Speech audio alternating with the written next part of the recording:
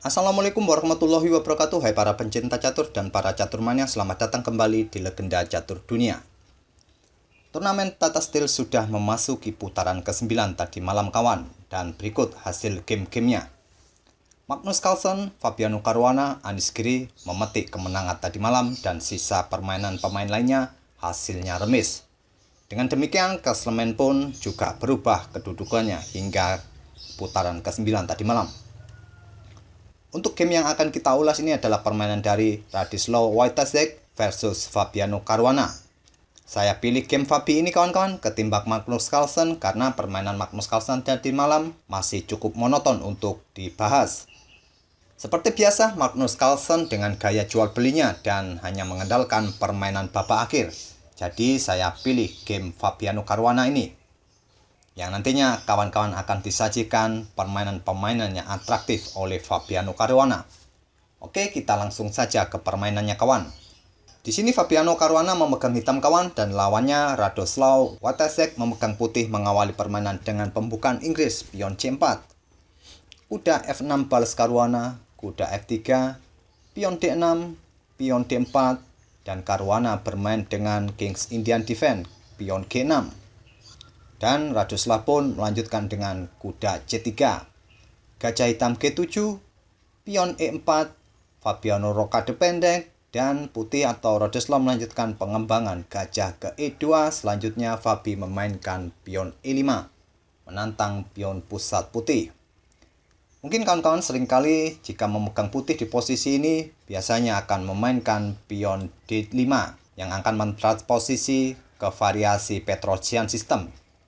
Tapi di langkah ketujuhnya ini kawan, Ladislav lebih memilih rokade pendek ketimbang memainkan pion D5-nya.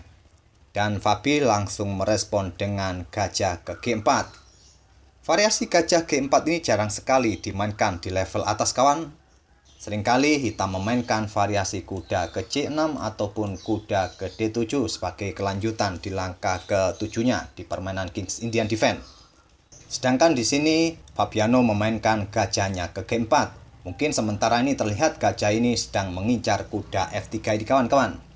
Dan di sini Ladislav melanjutkan pengembangan gajah ke E3. Fabiano Caruana pun melanjutkan gajah pukul kuda. Dipukul balik oleh gajah, pion pukul pion dipukul balik oleh gajah putih. Selanjutnya Caruana baru mengembangkan kuda ke C6, mengancam gajah, gajah pun mundur ke E3 dan Caruana menggeser betengnya ke E8. Ladislav melanjutkan pengembangan menteri ke D2.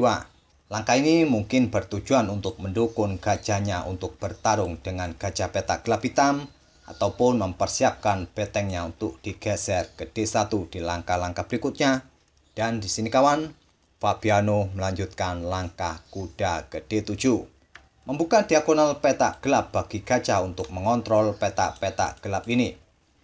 Selanjutnya, mungkin kuda juga dipersiapkan untuk bermanuver kembali ke petak C5 ataupun ke petak E5. Dan Ladislav melanjutkan dengan menggeser betengnya ke D1. Dan di langkah berikutnya ini kawan, Fabiano membuat keputusan yang tak biasa. Yang mungkin langkah ini sedikit mengejutkan di Ladislav. Karena dia menukarkan gajah Viacentonya kawan dengan kuda putih di C3.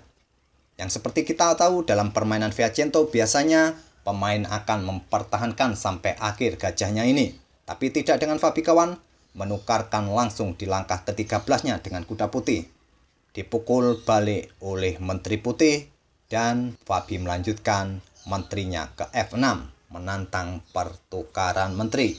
Sekaligus langkah ini kawan-kawan untuk mencegah putih memainkan gajahnya ke H6. Untuk memberikan dukungan bagi menterinya memberikan ancaman skakmat di petak G7. Tantangan dari Fabi ini ditolak oleh Ladislav, menggeser menterinya ke C1 dan Fabi melanjutkan langkah kuda ke C5.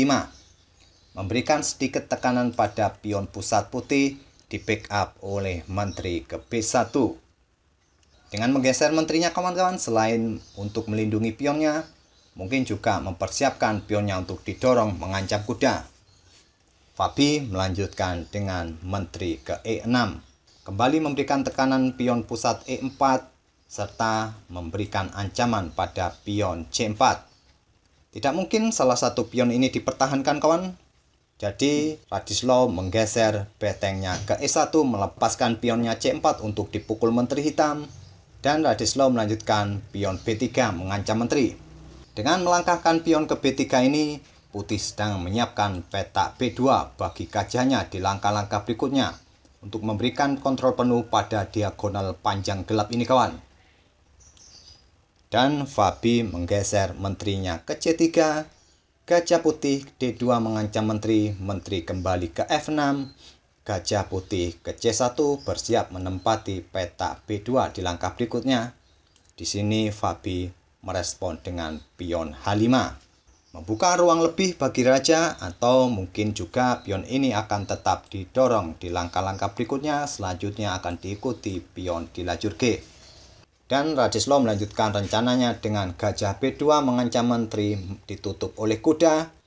Gajah Putih mundur ke E2, mungkin mempersiapkan pionnya untuk didorong ke depan, kawan, di lajur F ini setelah terlebih dahulu memainkan pion G3.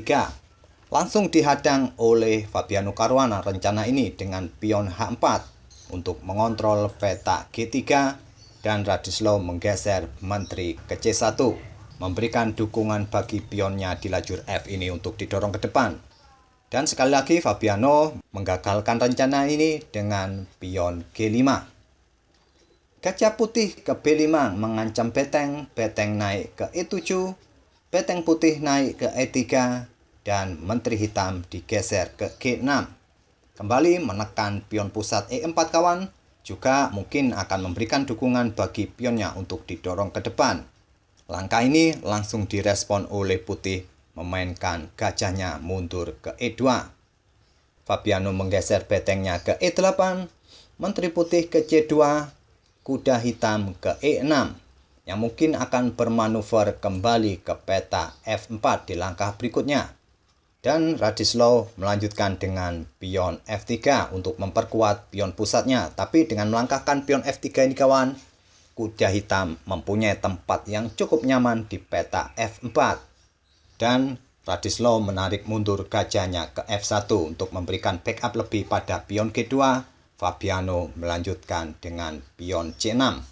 Sedikit menahan permainan di sayap raja, kawan-kawan, untuk mempersiapkan pion di lajur D ini untuk didorong ke depan. Dan Ladislaw melanjutkan dengan menterinya ke F2. Beteng hitam naik ke E6. Mungkin akan dipersiapkan digeser kembali ke peta F6 ataupun ke peta G6 ataupun juga ke peta H6 di langkah-langkah berikutnya. Di sini Putih langsung merespon memainkan betengnya ke C3. Dan pion D5 lanjut Caruana melanjutkan rencananya untuk menantang pion pusat Putih. Tantangan ditolak. Ladislaw memilih pion G3 untuk mengancam kuda. Dipukul pion hitam, dipukul balik oleh pion putih, kawan. Kembali lagi, kawan-kawan.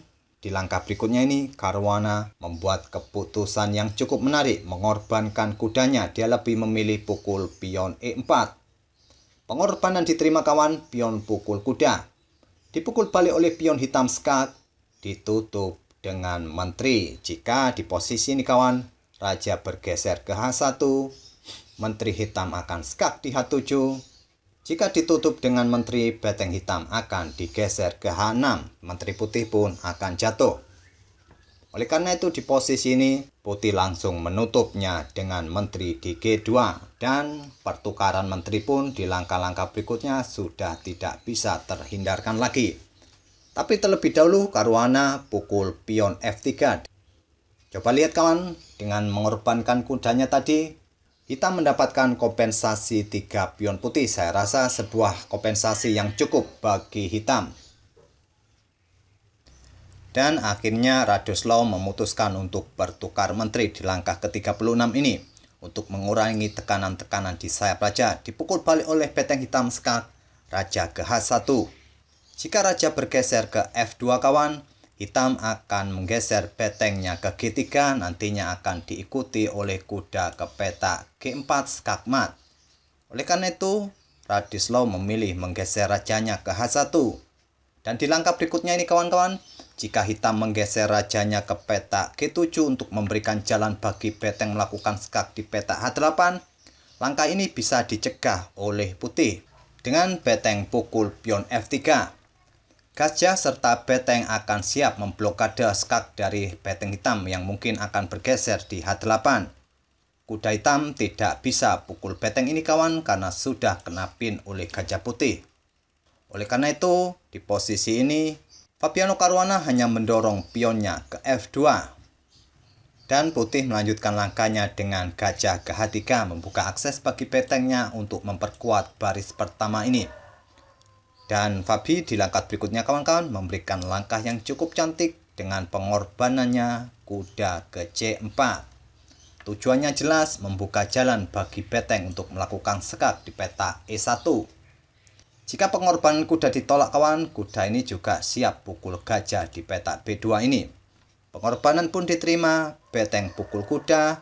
Namun setelah beteng hitam ke E1 skak, di sini Radoslaw Wojtaszek menyerah di langkah ke-39. Sebetulnya langkah-langkahnya masih cukup panjang kawan-kawan apabila dilanjutkan. Mungkin akan seperti ini jadinya. Raja akan ke H2, beteng akan pukul beteng putih mungkin pukul pion F4, pion hitam mungkin akan promosi menteri dipukul oleh gajah, beteng hitam ke D2 skak, raja kembali ke H1, dan beteng pukul gajah. Saya rasa sampai di sini tidak perlu dilanjutkan kawan, karena hitam sudah unggul 2 pion dan unggul kualitas perwira. Tidak mungkin permainan akan berakhir remis apalagi putih bisa memenangkan permainan ini. Oleh karena itu, setelah beteng hitam melakukan skak di peta E1 ini, Radoslaw pun menyerah. Dan itulah kawan-kawan hasil permainan dari permainan Radoslaw Wojtaszek versus Fabiano Caruana yang dimenangkan oleh Fabiano Caruana di langkah ke-39. Semoga permainan tadi bisa menghibur dan bisa memberikan inspirasi. Dan kita akan bertemu lagi di ulasan-ulasan berikutnya dari turnamen Tata Steel. Wassalamualaikum warahmatullahi wabarakatuh.